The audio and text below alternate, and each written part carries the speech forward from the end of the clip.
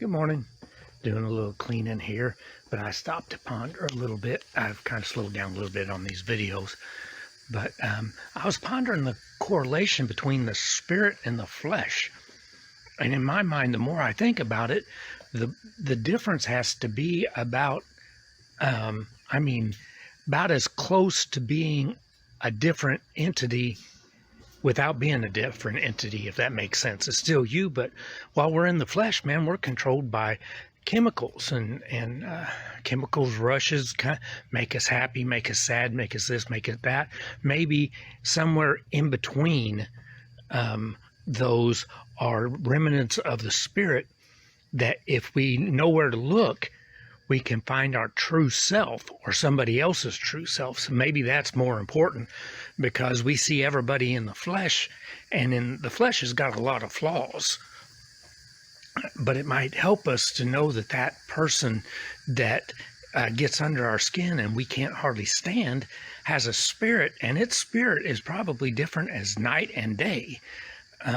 You see some of these near-death experiences where they have a past life review, and I know in Revelations talk about books being opened and that kind of stuff. So, they're looking back and they'll just be in sorrow. I'm thinking, okay, they're looking at it now in the spirit. They're already out of the flesh, and they're sorrowful for what they did.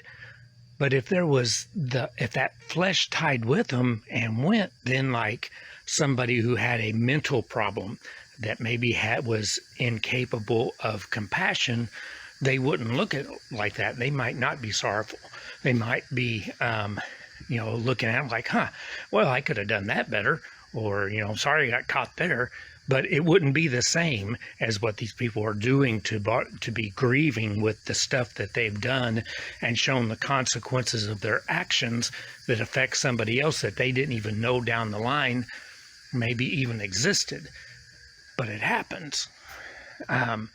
So that's, to me, really crazy to think about, that me in the flesh, for the most part, what little bit I can pull out, that might be akin to the spirit.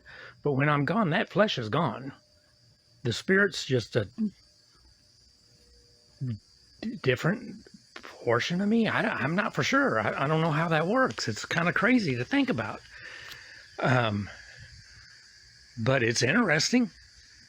I utilize that a lot in people that I don't like in the flesh, thinking, okay, maybe their spirit is, don't have the same problems that their flesh has.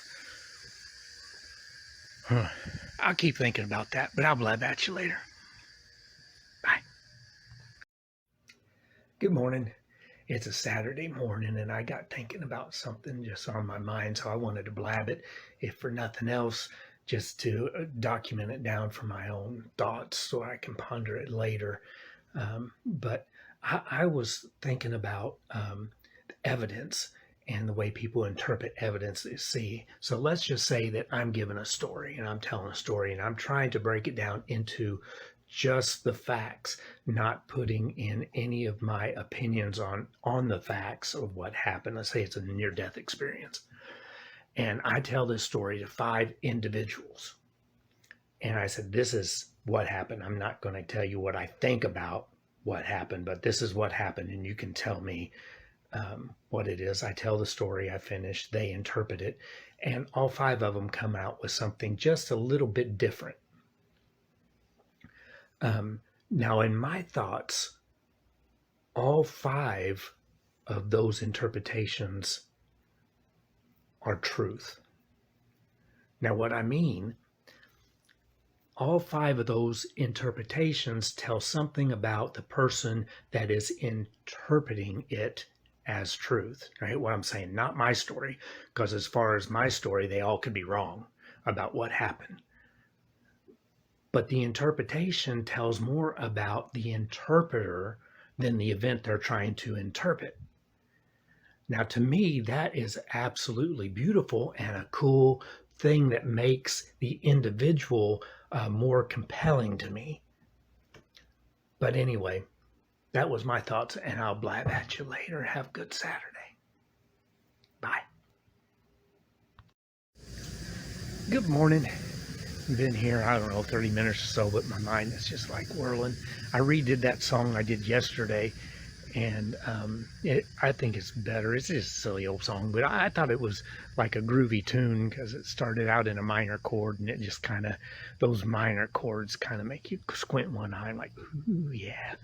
But I like the end result, but sometimes the end results are not as good as I'd like, but that doesn't stop the process from being therapeutic and enjoying.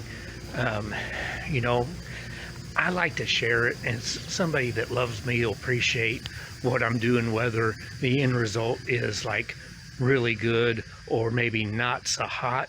Especially some of my older ones, something will pop up on my memory that's from a few years back, and I'll listen to it and I'm like, oh boy, that's really pitchy. Or it's like not so much even pitchy, it was just not, it was just wrong. It was just wrong. And I'm like, you know, it doesn't matter, because, you know, it's enjoyable to me. Now, if you don't know me and you're kind of real into the perfection of music, you're like, oh, you probably turn it off real fast because you can't stand what you're hearing. But it's a little bit different when you know the person. And that's kind of the same way when you feel like you've had some kind of a spiritual enlightenment and you look at things different, and everybody seems different to you.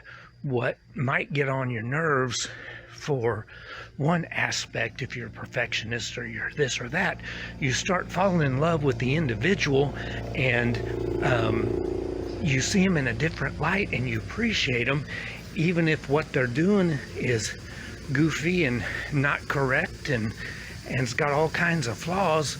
It's that you look at it in a completely different light because you've been changed. And that's kind of what happens to me sometimes. And I've seen a lot of, oh, how can you say,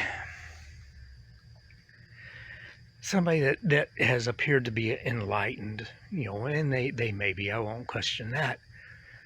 But the cause that got there would be like really a traumatic something. They had a total break of their system, and they came out of it a better person.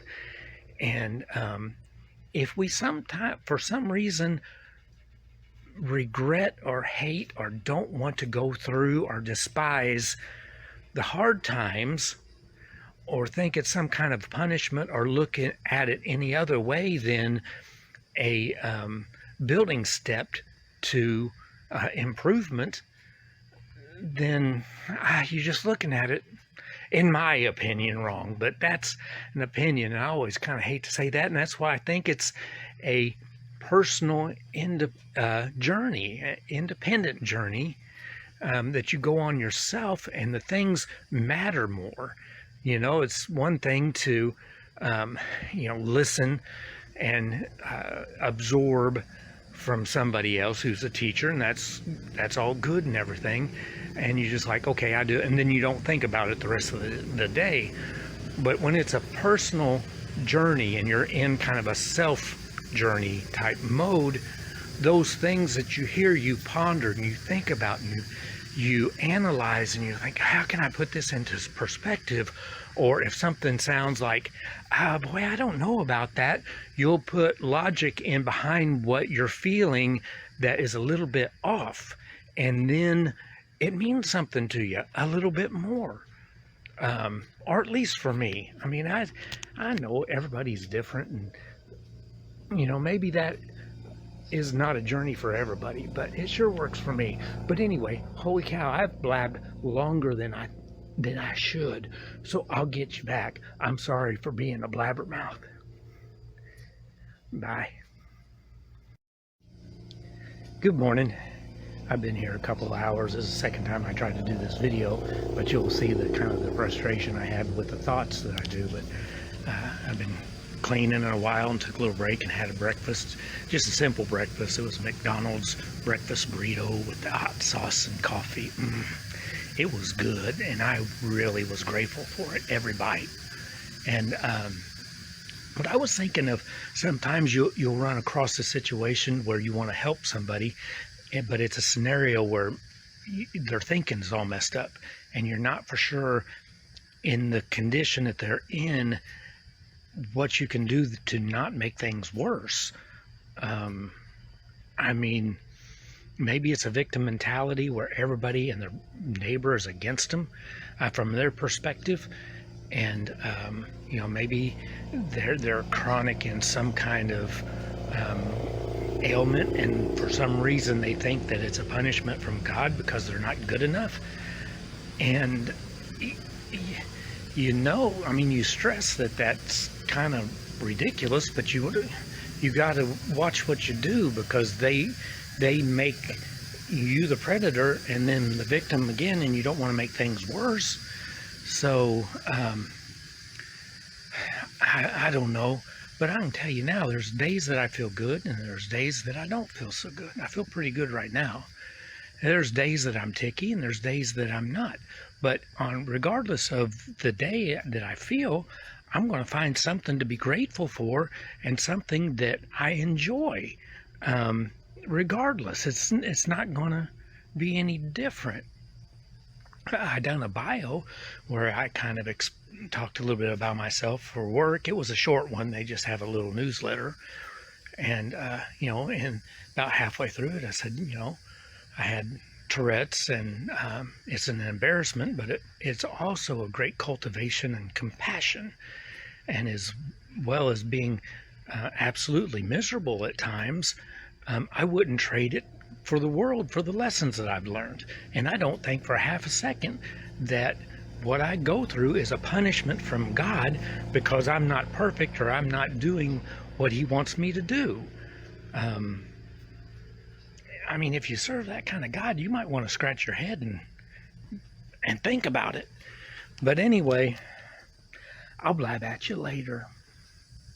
I sure hope I can help it, but I don't know. I'll continue to be happy and live by example. Good morning.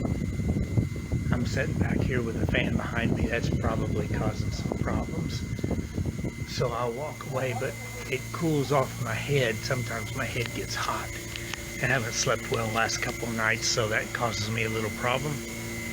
And kind of, when you're tired, sometimes you get angry, but you know that that's just a chemical thing, so you rise above it and you kind of tap into something that's beyond flesh to do your job.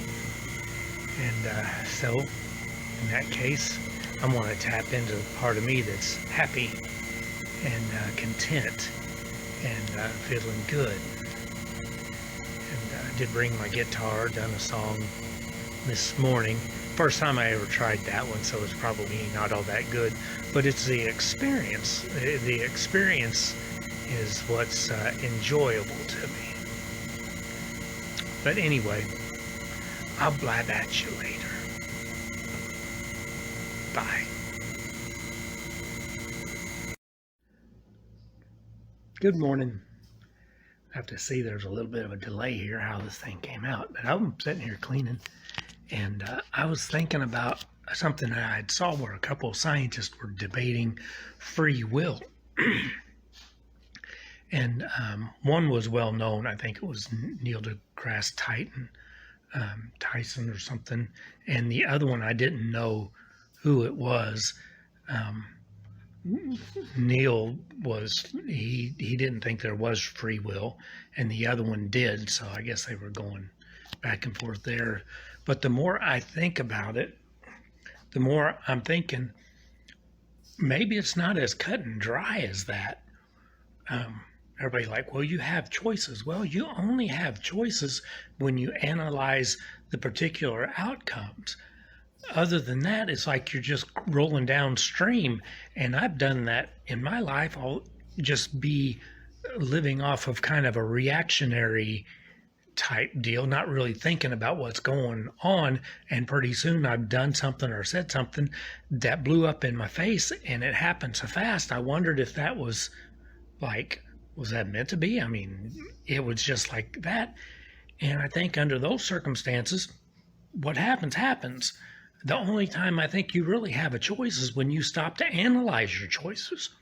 Well, that seems like obvious, but a lot of times we're in a reactionary mode, and maybe at those times, like you said, what happens, happens.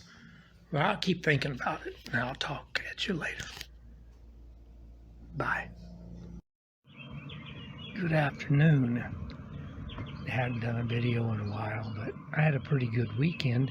The start was a little bit rough. I was off Friday, and Thursday was really ticky here at work, and then that continued Friday just at home, which is always annoying, where you feel like you can't get any rest with it. But that's all right. Saturday got better, and Sunday was pretty good. It was peaceful, and a lot of things that I exercised almost ridiculous gratitude for, almost cartoonish just to entertain myself. But I think it's important to be grateful for the good things, and not just the good things, the bad things too, for the lessons that we can learn on those unfortunate days that aren't so good. But I feel pretty good right now. Kind of a weak start. I done that video this morning. It's kind of a take two of what I done Friday for that song that I sang in Vietnam, where I got married some 26 years ago. So if you haven't seen it, check it out. The first song on that page is pinned, so it's not it. It's like the second one. The first one, it's got like 400 views, but like 1 like. So I pinned it because I thought it was really better than most, but that one's got me confused a little bit. But anyway, I'm going to go ahead and let you go because I don't have too long before I break for lunch. And I'm going to continue to just wax as ridiculously grateful for the simple things. Bye. Good morning. Been here about an hour and a half, kind of cleaning, and wasn't for sure right off if I was going to make it because I just didn't feel it. I won't say I would feel good. I don't know what it is, but then the first crash of thunder I hear and the first flash of lightning kind of eased that, and I got more relaxed. And sometimes a storm mirrors what goes on in my brain, and it relaxes me for some reason, and then I begin to think about being consciously aware of gratitude and the things around me I enjoy, and consciously aware of the decisions that I make, so I make the right one. And that gives me a sense that I control my destiny and not the other way around. That could be an illusion, but I'm pretty sure everything around me is an illusion anyway.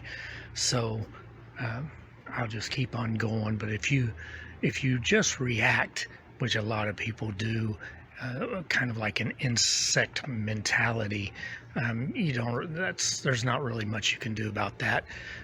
Pretty soon you'll be making mistakes and wonder how in the world you got in the position that you're in, because there was no contemplation about what just happened. But if you'll stop and think and start to consider consequences and consider your options, and maybe even role play how you might see the end result of a certain action, you might decide that you don't want to end up in the back of a squad car, so you'll change your mind. Anyway, I'm going to let you go and enjoy the storm. Bye. Good morning. I'm going to do a take 3 on how I evaluate things. Sometimes it takes more than just one take to get things right.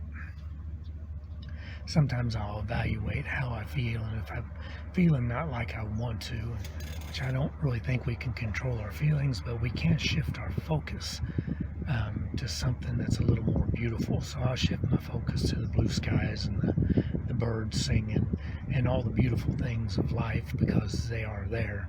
So sometimes if I get thinking a little bit kooky, I just have to refocus and realize that there are things that are beautiful about life, and refuse to think of anything that I go through as any more than just a test. I definitely don't feel like I'm being punished for the things that I go through, but it's just an opportunity to pass a test and learn from it. Sometimes figuring out what the point is, it can be a little difficult for myself, but I always find a point sooner or later.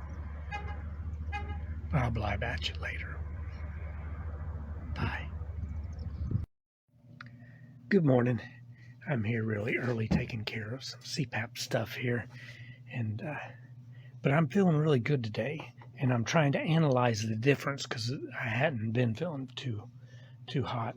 But typically, excuse me while I'm actually cleaning here, I don't feel like what I call static pain. In other words, like if I hurt my back or my arm or whatever, I can't tell it unless I move it just right, and then I can tell something's wrong. But then as soon as I stop moving it, I don't feel anything.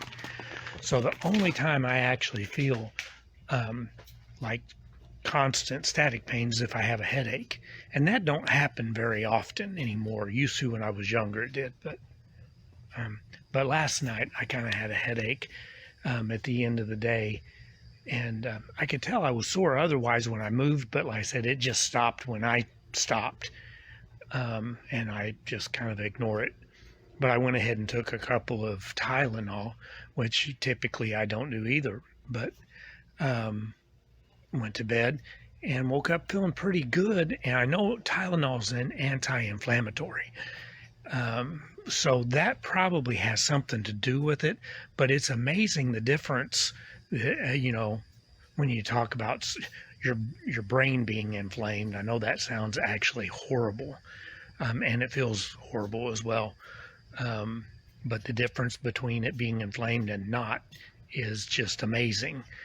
But I am grateful that I feel real good right now.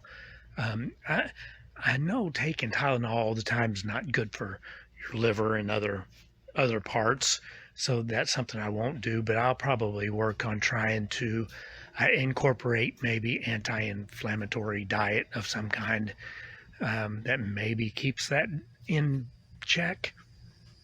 We'll see how it goes, but right now I feel good. I did a song this morning, If Jesus Should Come, is one me and Dad always done together, and I'm trying harmony, and I think that one sounds pretty good.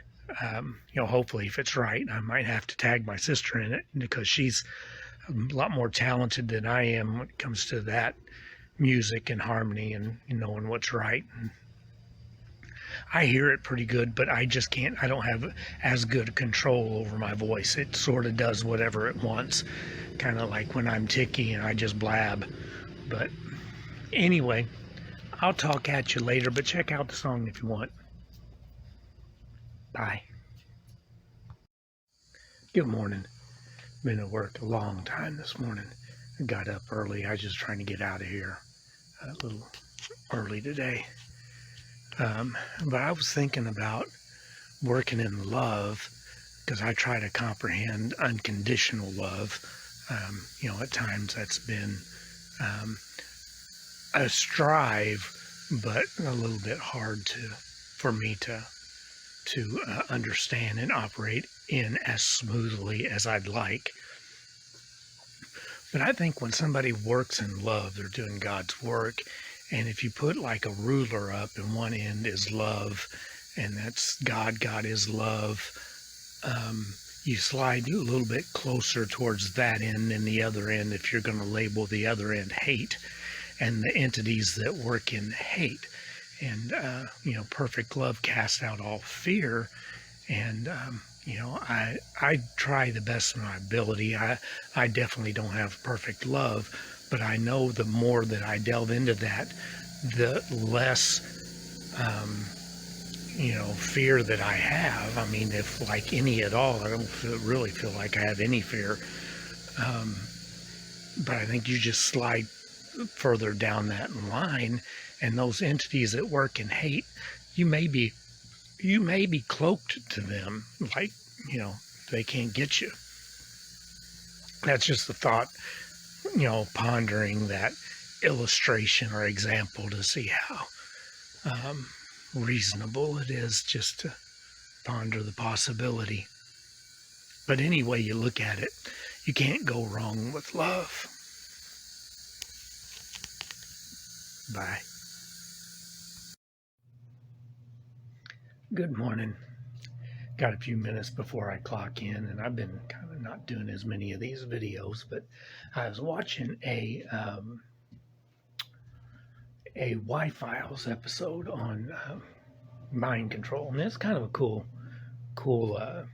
show. A lot of times they'll do like the conspiracies and all the crazy stuff that they've gotten into, and then at the end, he'll say, but is it real?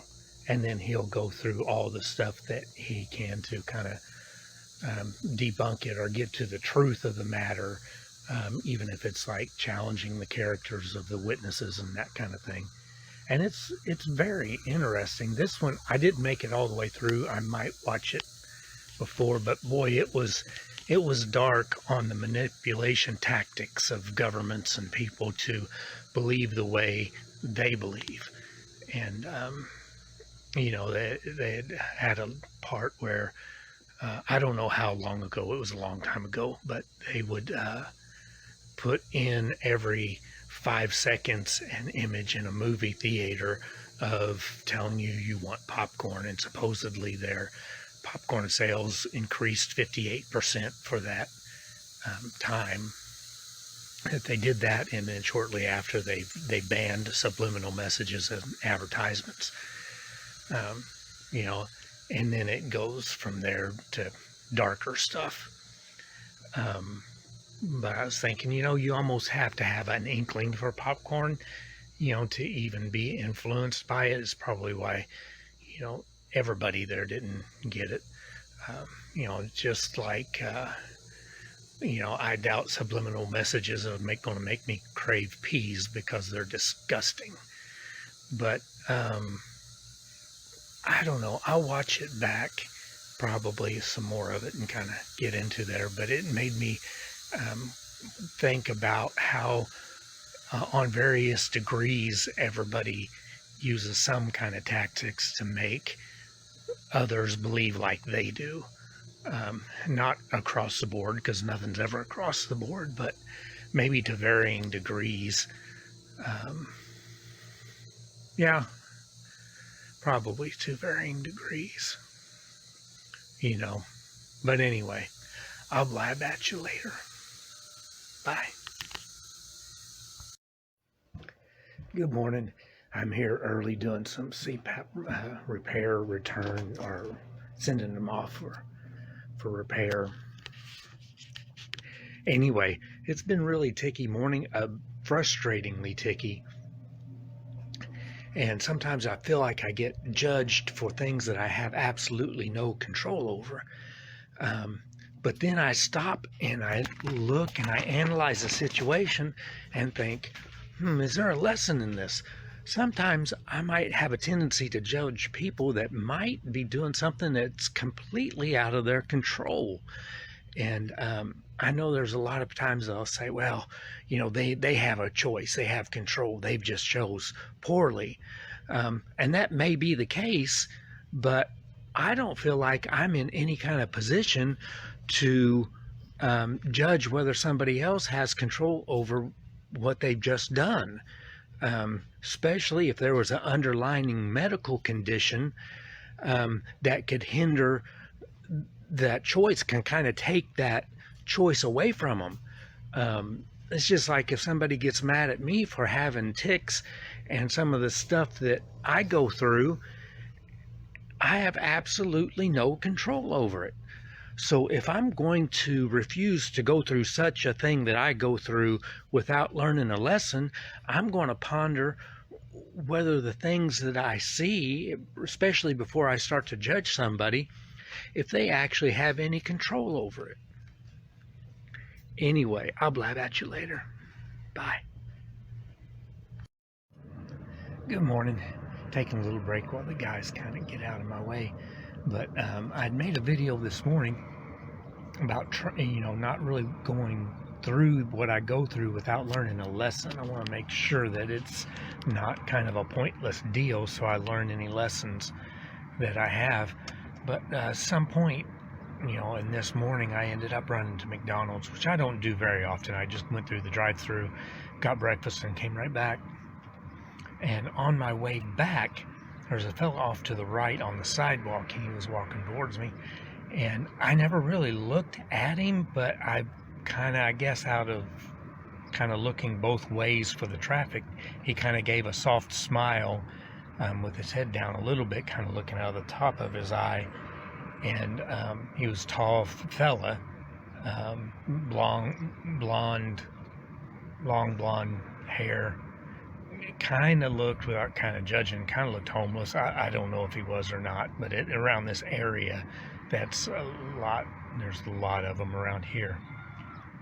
And then immediately I just got this lump in my throat, just kind of down, and what it was, I was just thinking, he just looked like he had that soft smile. It reminded me of like maybe a dog that had been kicked one too many times, and he wants petted, he wants his belly rubbed, he wants to be loved, but he looks at you and comes in cautious. He maybe wags his tail a little bit, but kind of hunches down, saying, "Hey, I'm friendly. Are you?"